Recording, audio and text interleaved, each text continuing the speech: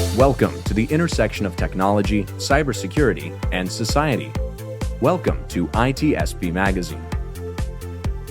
You're listening to a new Redefining Security podcast. Have you ever thought that we are selling cybersecurity insincerely, buying it indiscriminately, and deploying it ineffectively? Perhaps we are. So let's look at how we can organize a successful InfoSec program that integrates people, process, technology, and culture to drive growth and protect business value. Knowledge is power, now more than ever. Imperva is the cybersecurity leader whose mission is to protect data and all paths to it with a suite of integrated application and data security solutions. Learn more at imperva.com. Pantera, the leader in automation security validation, allows organizations to continuously test the integrity of all cybersecurity layers by emulating real-world attacks at scale to pinpoint the exploitable vulnerabilities and prioritize remediation towards business impact.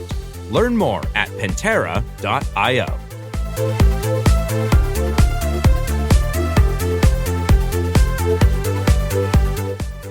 Marco. Sean. You know what? All of our tax money,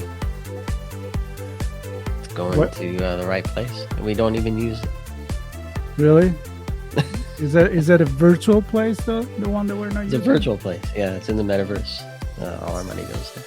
Which is a completely different place. I mean, digital society, cyber society, reality, it's two different worlds. They don't interconnect at all. Exactly. And that's kind of like the public domain and the private domain. Never shall the two meet, right? Policies are written without citizens in mind all the time. And I don't understanding of how things work a lot of times.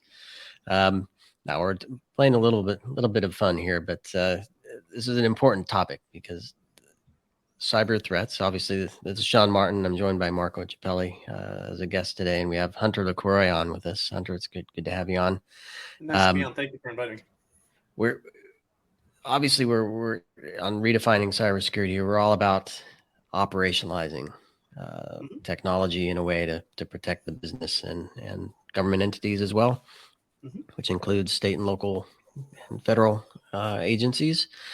And you've done some work, Hunter, that suggests that perhaps we're investing and spending money on things and then not getting the most out of them in return.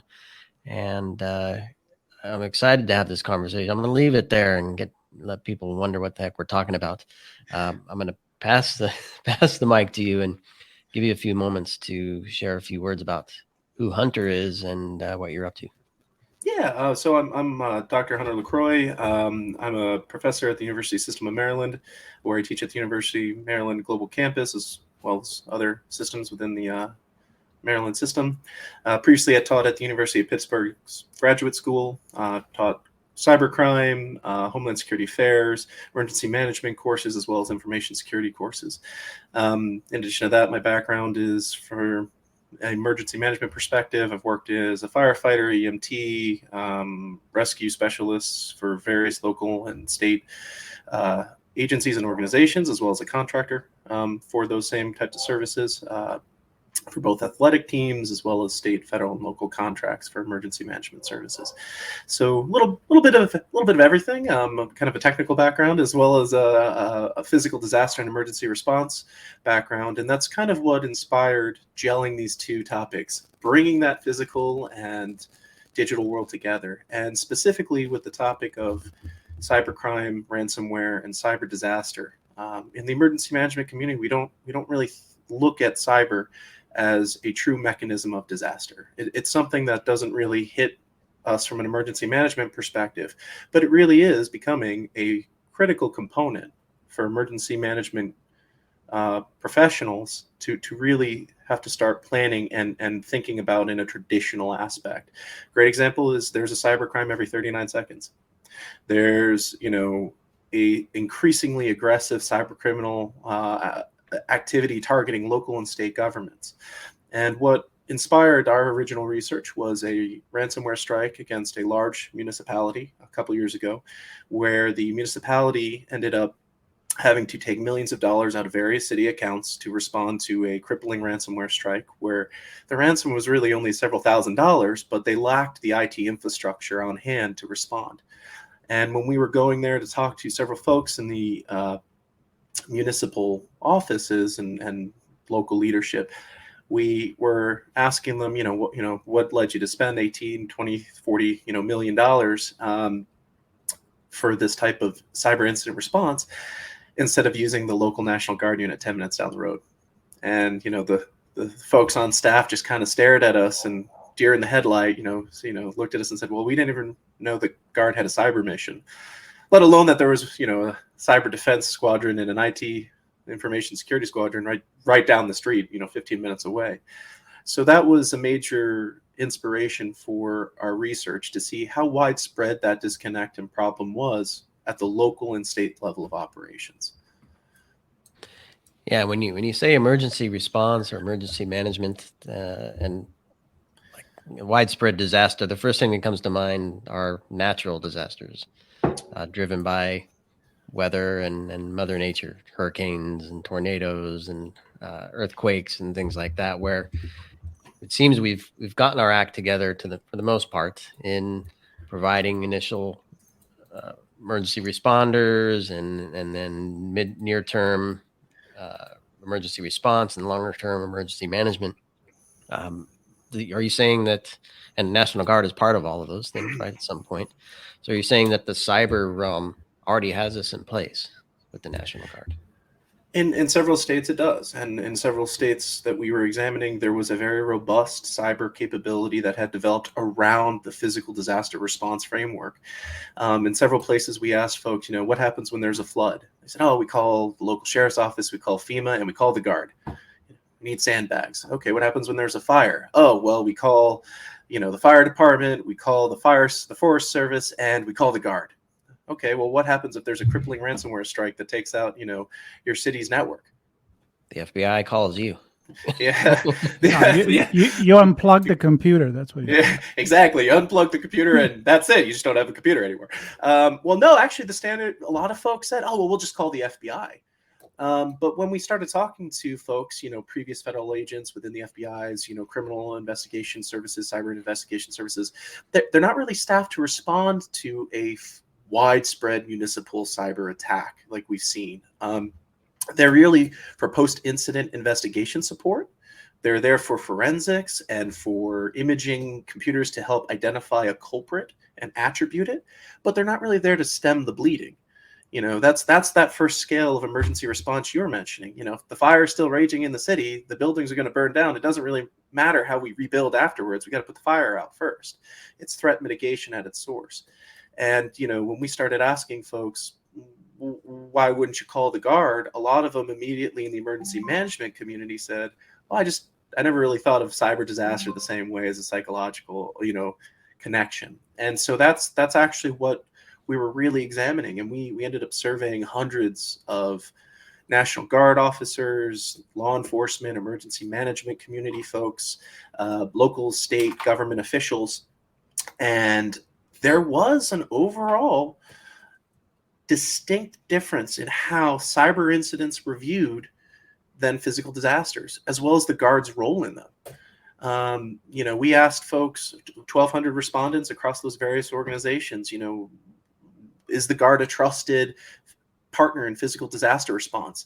94%, yes, very strong. 100, oh yeah, of course. When we asked, what's the Guard's role in a cyber incident response? Do they have a role? The answers drop dramatically to 50% saying, well, I don't know. So Hunter, let me ask you this, and then of course I'm here to ask more of a, maybe sociological question, psychological, about this integration between the virtual digital world and the real society, real with quotes for the people on the podcast. I'm doing the air quote. But my first question here is, whose fault is this? Is it the company? And apart from my fault, of course, I haven't done enough about it. Absolutely. But is it being provided the information to the company that actually the National Guard does this. Because I got to be honest, apart from certain local example that we were talking about, like here in LA, there is an headquarters for support small businesses and so forth, and an overall control of cybersecurity response. I didn't know that the National Guard had that role. Guilty. So it's a little bit of everything. In the emergency management training curriculums, when we started talking to the hundreds of emergency management personnel at local, state, and federal levels, all the way up to very senior folks down to very, very frontline responders, it's not in any training curriculum really emphasized as a mechanism of disaster. Because, there's a disconnect. I'll just unplug my computer. It's not going to harm anybody. But a great example of that is we started asking folks, what happens? A great example, a year ago, a ransomware strike hit a hospital where an infant died because it affected their Wi-Fi connected breathing equipment. Or in Germany, an individual died because he had to be rerouted from a cardiac center where he was supposed to be delivered as a patient to a separate one because they were in the midst of a ransomware strike. In effect, the cyber disaster was a cascading effect. It ended up killing those people because they couldn't intake those patients. So it's a little bit of a lack of understanding and awareness of the Guard's role. That was something we did survey and ask, and the predominant answer was, I don't know their capabilities. Lack of training, of implementing that mentality within our folks, a lack of sociological background. A great theorist, Matt Dribick, does a great work called Sociology of Disaster, and it's fantastic. It's a great piece of work. He talks about technical disasters in that, but he doesn't talk about it from a cyber perspective. He talks about it from, a physical technical disaster angle. If a levee breaks, it's because there was stress and it floods, a city. Not what happens if a cyber attack freezes the mechanisms that allow us to channel water from point A to point B, and that overflows the water. They're not talked about in the same vein. So it's more of a sociological framework gap. There was a practitioner gap. And then there's also a true real-world policy legal gap. Some states locally have addressed this issue with their state legislatures, where they have really affirmed and structured up their role for the Guard in local cyber incident response, but that's really haphazard. Not every state is equal. And the U.S. federal government is currently, there's two bills, one in the House and one in the Senate, that haven't really gone very, very far, that would codify the Guard's role in cyber incident response at local and state level across the nation, for the National Guard Bureau to kind of push out as this is the actual federal interpretation of what's called Title 32 status, the Guard's state status to respond to incidents. So it's a little bit of everything. A gap in the sociological framework for how we look at cyber incidents and how they affect us in the real world, to lack of training for some of our emergency management personnel, where we train them that this is a disaster. Fire, get the fire department. Flood, get the Guard. Cyber incident, it's always a question mark. And when we did ask folks, great example, we asked folks, does cyber have the capacity to disrupt life in our daily functions like a disaster? 97% said yes, out of 1,100 personnel. When we asked them, does it have the same ability to threaten life potentially? It was still pretty high, about 90%. And when we asked folks, is there a reason why cyber isn't planned as aggressively? Is it because nobody dies, nobody cares? Still about 66% said yes. So it's several avenues that kind of come together that kind of prevent a holistic look at it. And that was what the initial point of the research we were conducting was, to try to open up, is from a sociological perspective, from an emergency management perspective, as well as from a sociological framework perspective and a policy perspective.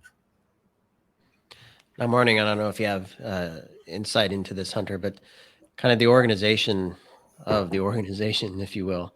So you talked about a gap in staffing and skills, but some places like California having a program ready to roll. Was that defined clearly by the state, right? So that's a state level guard program. I'm just wondering, is it then missing at the federal level? And so it's kind of funded by the federal, and then the states are left to do what they feel is important. Ooh, that's like one of the fire in California might be more important than in I don't know, Alaska. I don't know. It's probably fires in Alaska too. Actually, Sean, that's a great point. That's actually one of the most contentious issues in any disaster response. It's not responding; it's who's going to pay for the response. How are we going to fund it? And when we originally started asking folks these questions, that was a major concern. There's two types of statuses for the National Guard. They are both a local and a federal asset. When they are under the federal jurisdiction of the United States, Department of the Army, Department of the Air Force, President of the United States, they're under what's called Title 10 authorities, which is federally, directed. They are federalized as federal troops as part of their bigger branches. When they are under local control for the state governor and state emergency management organization or the local governments, they're under what's called Title 32, state activated duty status. And with those statuses comes funding. And that also goes back to how we define an emergency and a disaster. When you have a federal declaration of a disaster zone, there's a major flood in Ellicott City, Maryland, there's a major fire out in California, it allows additional infusions of funds for emergency response, $5-10 million, with a much more streamlined approval process from the President of the United States to the governor to those local and state emergency response agencies. We don't have a very good definition of that process for a wide-scale cyber incident. When there is a cyber attack threatening the national security of the United States, there is a very well-defined role for the federal government cybersecurity agencies, the Department of Defense, CISA, the Cybersecurity Information Security Agency, the Federal Bureau of Investigation, the NSA, the Cyber Command. These are very well-defined organizations with very, very clearly defined roles for national security. When you broach it down to the local and state level, it gets murky very fast. The U.S. Army War College did a study in 2018 where they actually looked at state cybersecurity, local state cybersecurity strategy, and they actually said, we've got this at the federal level. There's a huge gap at the local and state level, and we'll figure it out later. And it was a great study. It wasn't on the Army to figure out how to do it at a state level, but it was at least something where the community has had that gap for quite some time. And states have had to kind of step in, lacking national legislation clarifying their role. When we started talking to folks in different states, there were drastically different opinions on the legal interpretation of what their guard units could or could not do. Some were way better than others. A great example would be Ohio. Ohio has both codified their National Guard's role in local and state cyber response with their Title 32 status. They've also got a cybersecurity volunteer reserve to go out with these National Guard units, kind of like volunteer firefighters going with, the career guys out to these cyber incidents at local and state levels. They're called the Ohio Volunteer Cyber Reserve, I think off the top of my head, or Ohio Cyber Force.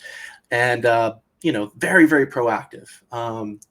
One of the state adjunct generals, General Mark Bateman, was very instrumental in pushing that, as well as, the University of Cincinnati has a very robust cybersecurity program with a lot of professionals, deep experience. And then California, another great example.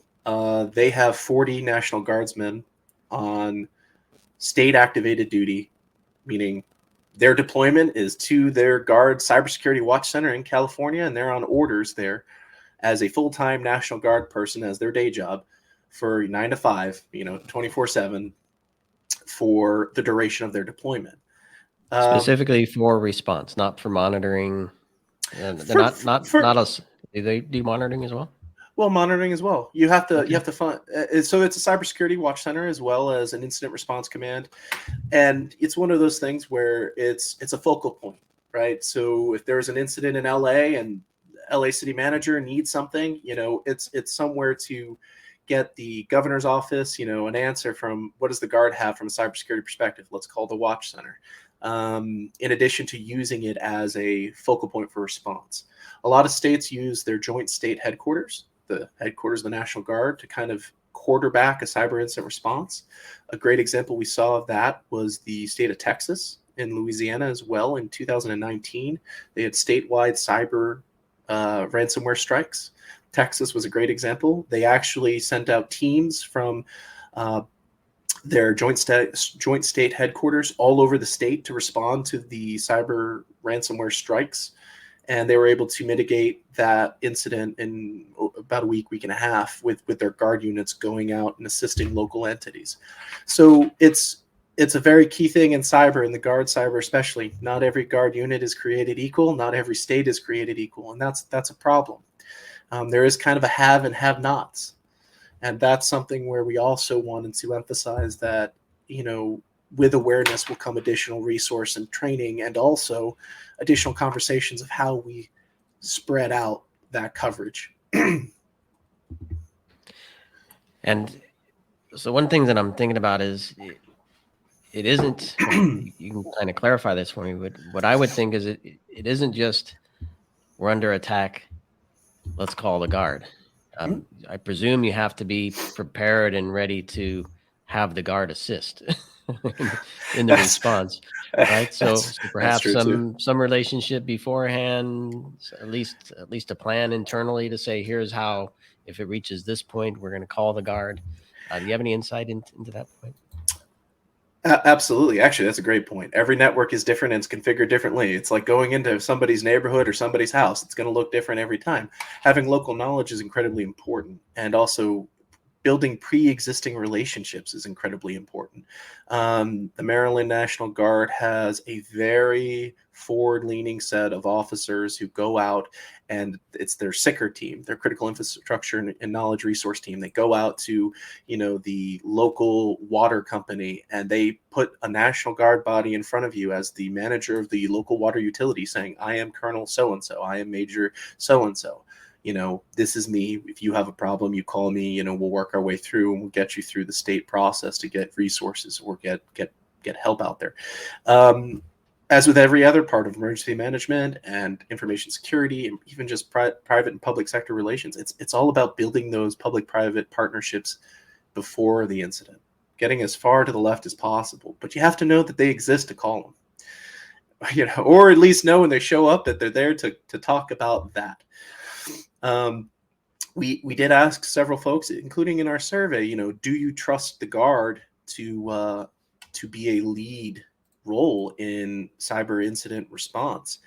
And it was interesting. Most of the participants, majority, wanted the guard to be a leader in local and state cyber incident response, including the private sector personnel we surveyed. That was really surprising. When we asked cybersecurity professionals in the private sector, the couple hundred we got, do you think the private sector or the guard should have more of a lead role? Not the lead role, but more of a lead role. Most of them actually said the guard. A lot of that came down to also trust. There is a little more trust at times with the local National Guard unit, because these people are local. They're not federally mandated troops or assets. They generally live in the same neighborhoods, live in the same states, and that's the same with our emergency management relationships for physical disaster response. People know them. And then also, it's not from a competing private sector entity. The public sector and the private sector, there's usually not a competition for IPs and things like that, any sort of information property. So really it comes down to, can you protect my proprietary company information if I bring you in and you help me secure my network? Can you guarantee that if I give you any sensitive but unclassified information to protect your network, you're not going to blast it on your Facebook page because we don't want it? That's where really that relationship comes in, and it's a huge cornerstone of any emergency response, but especially here in the technical realm. And that was a big area of growth for a lot of our participants. So I'm going to stick with this the public-private relationship and Sure. and these cyber boots that the guard wear. Mm-hmm. How far can they take steps in? Because what I'm picturing is a municipality that perhaps runs a lot of their systems in a data center that's in a private sector place. How far in can a guard go to help resolve, right, a situation? So that's a great question. And that goes all the way back to the legal and authority structure we were talking about. What does their state activated duty Title 32 status, when they are working for the governor and working for the state of Wyoming, the state of California, say they can do? And how does that state interpret their guard's role, and how have they codified that in their legal structure? So a large majority of the additional guard personnel we spoke to were JAG officers, Judge Advocate General officers, military lawyers. And one of the primary questions, we asked folks was, do you believe that the guard has the legal authority to do this? Again, predominantly, most folks agreed. They said, yeah. It just came down to they just didn't know exactly where. Where can I send that guard officer to go sit there and put hands on keyboard? In some states, they can't. They haven't gotten that level of granularity where Hunter, Sean and Marco, the guard team that shows up to assist with this crippling ransomware strike, can go in and help both find the bug, find the malware in the network, mitigate it, isolate it, and then, send in the IT squadron to help re-image all the computers and fix everything, and everybody has a great day. There's different levels of interpretation that national legislation would absolutely help, because right now it's pushing it through 50 state legislatures with different levels of enthusiasm. And you have a lot of fantastic guard personnel doing a lot with what they can at a local level, where they can put hands on keyboard where they can, advising where they can, and then also being very mindful of where their authorities end and where they need to work more directly as consultants and assistants to that private sector, participation point. So that's really where I think that national legislation would make a major difference in saying, this is what Title 32 means. This is what you can do with the guard as a state activated entity. And this is how we protect them like any other emergency responder when they go and defend the networks that they are asked to go defend at the local and state level. So sometimes I witness this conversation. Sean brings me in, and coming from a more of a sociological and perspective, I feel like these are like cybersecurity is in beta testing still. Like get my point here is like, people haven't figured it out yet. The politicians are not completely all in agreement. Then there you have a federal level, the state level, the city level, whatever it is. And you just said, sometimes, yes, there is the tools, but they can use it. It's almost like to say, look, dear, fire squad, fire department squad, you can go there, but you cannot enter the building or break a door to save people, because no, we don't know how to handle that from a legislative level. So it sounds to me that that's where the big issue is right now. There is the capability, there is the technology, there is the resource and the individual that can do it, but there's no clarity. That's a big part of it. A lot of it also comes down to, we're still trying to grasp, how does cyber affect the real world? I think it became more prevalent with the Colonial Pipeline ransomware strike, when half the Eastern Seaboard couldn't get their gas for 2-3 weeks. Right. That all of a sudden, my mom, my grandma, my sister, my brother, everybody had a sudden awareness of how cyber strikes can actually affect their real lives. And we're still coming to terms with that, both from the emergency management community, but also the wider public. Just general awareness. I grew up in Florida. Everybody could tell you hurricanes were a natural part of life. It was embedded in our psychology. There are Floridians who would look at a type 3 or, hurricane and be like, am I really going to worry until it's a 4 or a 5? And like, maybe a 5, I'll put up some shutters, and, a 4, I'll just ride out the storm and call it a day. There is a sort of understanding of traditional disasters and where their place sits in our psyche of, this is a problem now, or this is an emergency. We have not even begun to touch that from a cyber perspective. And as our world becomes more interconnected, from physical to network infrastructure, it is going to start having major effects. A great example, there are third-party hacktivist groups that, for proof of concept, have hacked vehicles, shut them off mid-driving. There are folks who can do things like manipulate Wi-Fi enabled hospital equipment. Great example was the child who was killed because of the interference with the PICU, NICU, Wi-Fi enabled equipment in their hospital. Not directly, but indirectly, patient care makes a difference. I was a provider for a decade, and that 1 hour when you're having an emergency with that patient to stabilize them, that makes a difference every minute. So if you're sitting there for 45 minutes trying to regain network connectivity to get, that patient into the critical care they need, it starts really affecting physical world very quickly. And I think it's drawing that connection, which is, a big part of our study, is we need to start looking at cyber incidents, not just as disasters from the most simplest terms of, we'll just fix it, because there's still a very nuanced technical aspect to them, but disasters nonetheless. Well, look, I'm going to add to that, because with the pandemic, for example, I mean, we have seen how the infrastructure of the internet, the global economy, and it's all connected, right? But we're still kind of drawing the line. And you mentioned this a few times in this conversation, where like the moment that it goes from a technical digital computer issue it bleeds into reality, there is still too much, in my opinion, and all the conversation I have of redefining society, of a line between reality, real society, and cyber society. And the point is, it's blurry. It's not there anymore. And so here's a question for you. You mentioned that many times the National Guard are people in your neighborhood. They're ready to go. They live there.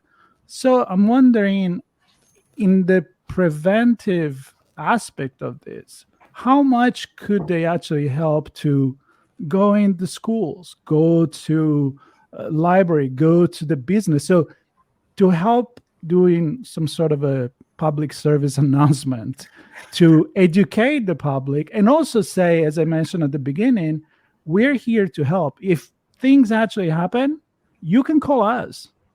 So it's kind of like a double service that they would do, education and awareness at the same time. I mean, that's a great point. There's actually something that was brought up numerous times over the hundreds of participants. They said, if I had known this, exactly, I would have had a much deeper conversation. Actually, in Orange County, we had a participant say, I've worked in the Orange County Emergency Management Agency for 5 years. I never even knew the Guard had a full-time active cybersecurity watch center until you told me. And then I looked it up, and lo and behold, I started talking to him.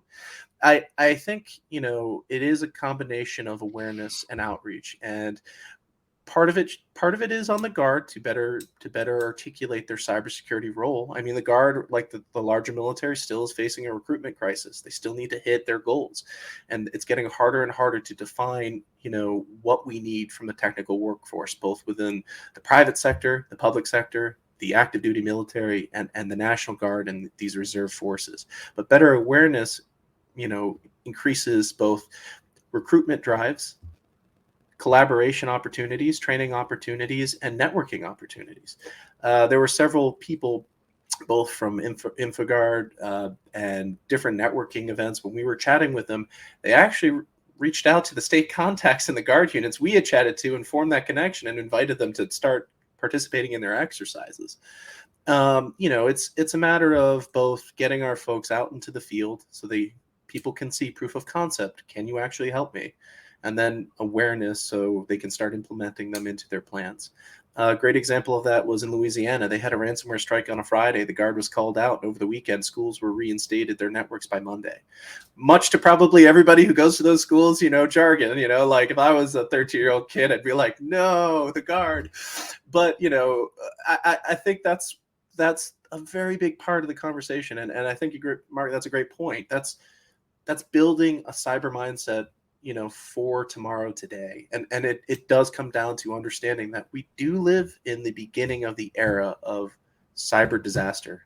And it's just a matter of time before there is such a major cataclysmic event at a state level, not federal, where it does affect a widespread group of folks.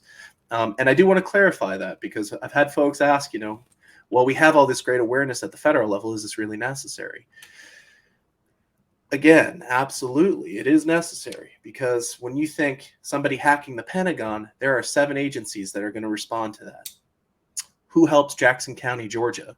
Who helps Howard County, Maryland?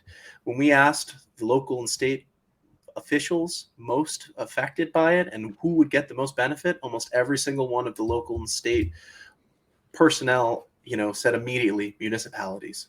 Folks who lack the firepower, the IT departments are still paying, 75% of their operating budget for ransomware strikes that they can't afford.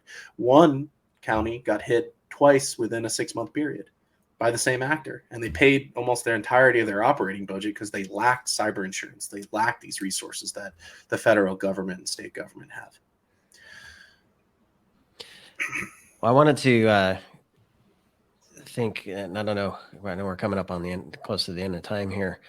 I was just wondering, there must be so much knowledge as these guardsmen interact with these municipalities and help them respond and resolve these issues.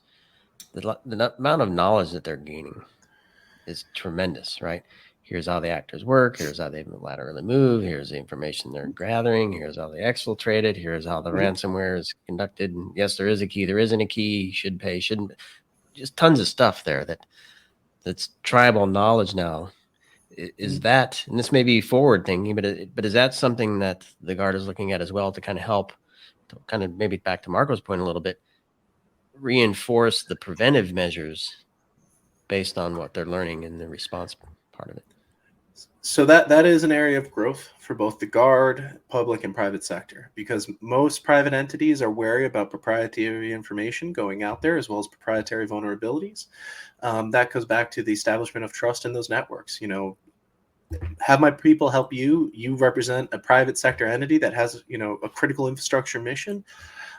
We have a national security, local and state level interest in getting that information out there. They've been doing that through local and state intelligence fusion cells. A lot of them have been, based off of the counterterrorism in intelligence fusion cells from the global war on terror, Homeland Security push post 9/11, where the structures have just been repurposed a little bit for some of the more forward-leaning states. But there's still that agreement of exactly where we need to disseminate this knowledge. And that's, that's a very nuanced area, both for intelligence production at a local level, for local and state resources that don't normally do an intelligence function like that, network intelligence, security intelligence, business intelligence for a vulnerability perspective. So the Guard still has, I think, an area to grow with that. And I think that comes down to better awareness. I think the Department of Homeland Security, the FBI, NSA, Cyber Command, those big federal agencies, they put out network defense bulletins all the time. And they've been much more forward-leaning than they have in the past. If you go on their website now, you will see joint bulletins from all 5 agencies and sometimes other agencies from different countries. It's a matter of transitioning that network awareness down to a more state, local level, using that type of model that I think that's an area where I think would be a great place for future growth. Marketing. Oh man, I was gonna go marketing and awareness. It's all. Hey, if people know your product exists, they can buy it. If they don't know it exists, they can't buy it. Well, yeah, that's how it started. I mean, we started this conversation. So if you don't know, that's exactly marketing and branding. If you don't know this product exists, it doesn't exist. I don't care how good it is if I don't know it's there, right? But the other thing that I think is talking about marketing and branding. I mean, Sean heard me say this a lot of time, but there's also kind of like a lack of real good branding from an info security perspective, because I'm thinking like, well, we go back to, I'm not talking about marketing campaign in terms of TV, although a public service announcement would be cool, but I'm still thinking about the National Guard going to the school, right? Like the fire department goes and say, if something happened, this is what we're going to do. And then the kid looks at the fire, the fire department people are like, wow, I want to be like that when I grow up. Cybersecurity is cool. I don't know how many times I've said this, but we don't act like it, right? I mean, it should be something that a career of a kid say, wow, these guys are making a difference out there. So it could be something that resolve also, I don't know, the gap in the industry that we talk a lot about. And I think that's a great point. I mean, there is even just at awareness level, we had to explain to some local state task force, this is your guard POC, and it's a matter of awareness. Seeing, the fact that the guard has a cyber unit, if you're going to a STEM, coding class in a high school, is a great way to drive up that awareness for local STEM talent. I mean, it's another reason why you see such disparities in some guard units, because locally they've got the talent, and once they know that the mission's there, that they'll get it. I mean, Silicon Valley is a big portion. That's why the California Guard is such a robust cyber presence with technical talent ready to go. On the East Coast, us in the Maryland, Virginia, DC corridor, pick a tech company, a telco, they're here. And they're not just here in the boardrooms in the private sector and the public sector spaces. They're also in the local universities. People know, oh, okay, I could go and join the Guard and be a threat intel analyst, or a, network intrusion analyst, or et cetera, et cetera. And what is unique about the Guard from that marketing perspective is it's a little different than the traditional armed forces, where the job you're going to get when you join. And it is generally codified into your contract. There's, I'm sure there are folks who, will say, oh, my contract was different. In fairness, caveats aside, generally you apply to the skill field and position, and that is what you're being actively recruited for from a human resource perspective. I need an infantry officer. I need this, which is different than the Federal Reserve and military forces at the active duty level, which is you join the Army and then branch into a specialty. You join the Navy and do that. Whereas the Guard has 20 jobs, and they're putting you in that job, and then you're joining the Army. It's kind of a different way they do it. So that's a very good point. And that comes down to looking at our cyber defenders as emergency responders, because that's what they are. And that's another portion of our studies. We're sitting there saying, back to the original example, what happens when there's a fire? Call the fire department. What happens when there's, a flood? Call the Guard. What happens when there's a cyber incident? You call the Guard too. And even just getting folks to say that was a big win for us in some states. And in some of our survey participants as well. And when there are ghosts, who do you call? Who doesn't want to be a fireman or a police person? Fireman, woman. I don't want to put a gender on it, but who doesn't want to be in one of those roles? Add cyber to that. How cool is it, right? How cool is it? I love that. And I think especially when we start framing it as tomorrow's digital disaster and physical disaster are intertwined. It's not just it is a fourth dimensional battlefield and disaster zone now. It's not just the physical part. I need a network defender too. I need somebody who can not only deal with the physical side of that disaster. I need people to watch what's happening digitally. Last plug for that is we're especially more vulnerable now than ever before, because our first responders have a lot of interlinked network devices and communication pieces. And, some of the best targets are local responders. One great example, Baltimore City, one of their major ransomware strikes a couple of years ago was their 911 call center. It was their ability to take 911 calls. If there is nothing more horrifying, at a sociological level for a population, is if you are having an emergency, pick up the phone and call 911. There's no one there. That's something where now we've been trying to tell folks, you have your physical security aspects, but you're going to have to make sure that they are running in parallel with your network ones too. And that's where there's a place for a network defender. Yep. Disruption is disruption.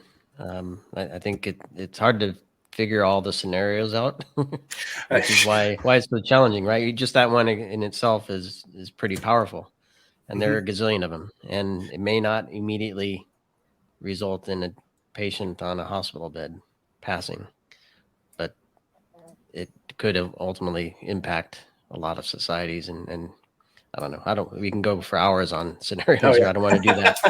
But what I do want to cover as we wrap here, though, Hunter, is so hopefully we get some more National Guard folks listening to the show now in IT and cyber. But a lot of the audience are practitioners and security leaders and executive level security managers. And so maybe a note to that audience, specifically in the municipality and those that work with them, how they might take a first step to take action on some of the things you've presented here today. A lot of it starts at the local and county level. Usually, like any other disaster response, the request for assistance goes up from the lowest level. Local, municipal, and county level government emergency management agencies are a great place to start. If nothing else, they have contacts within their local state IT agencies as well as their guard units. One particular example of that is we had a local private public sector folks reach out to us saying, who do I even contact? And we set them up with their local state emergency management agency at the county level and explained, this is the process. So just having a network to start, I would look at your local emergency management agency. Nothing else as well. Local guard makes a difference too. Most of these units have geographically based personnel as well as a guard office. National Guard Bureau generally has state adjutant general's offices within every single state government. There are generally POCs there as well to reach out to. But usually we recommend the local, state, emergency, county level to start. If they don't have the personnel integrated there, then we usually recommend reaching out to the Guard. Maryland is a great example. I'm going to keep using them because they were pretty proactive when we were doing some of our initial survey work. They have that SICR team of 6 or 7 people, and they are the point of contact for the water industry, the local power industry. If you are an executive that's running a utility company, knowing that I've got at least somebody I can call when we think we're having a problem, goes back to that reassurance of you pick up the phone and you can dial 911. Someone's going to be on the other end that versus no one. There's no, one of the most powerful things in a disaster is the feeling of being alone or not knowing who to talk to. So if nothing else, building those networks and connections now, I think, is the most important. And those are usually where we recommend folks start. Perfect. Well, I'm super glad you brought this to our attention, and I'm grateful we're able to have this conversation with you to bring it to more folks and hopefully raise that awareness and help people understand that this service is there if they need it. And Marco, it was great to have you on with me as well, kind of bringing. Oh, thanks you for having me. I learned a lot of things today. There you go. Well, thank you guys very much for the invitation. Yes. It's good stuff. And Hunter, perhaps you'll send a few links over that we can include in the show notes. Yep. I don't know if there's specific CyberGuard links or maybe your study, if that's available for people to read. It should be available very shortly, and I am waiting on the final publication now, but it will be actually openly available. We didn't put it behind any paywall or anything. We threw it out on the open internet. Once the copyright piece is done, St. John's University is working on the last parts of publishing now, but it will be available to anybody to see it. Perfect. Good stuff. We'll keep up the good work, and pleasure meeting you, pleasure chatting with you. And thanks everybody for listening to this episode of Redefining Cybersecurity here on ITSP Magazine.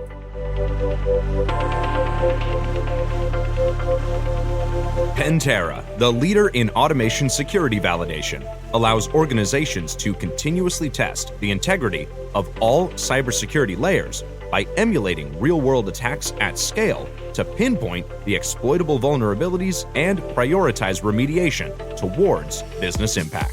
Learn more at Pantera.io. Imperva is the cybersecurity leader whose mission is to protect data and all paths to it with a suite of integrated application and data security solutions. Learn more at imperva.com. We hope you enjoyed this episode of Redefining Security Podcast. If you learned something new and this podcast made you think, then share itspmagazine.com with your friends, family, and colleagues. If you represent a company and wish to associate your brand with our conversations, sponsor one or more of our podcast channels. We hope you will come back for more stories and follow us on our journey. You can always find us at the intersection of technology, cybersecurity, and society.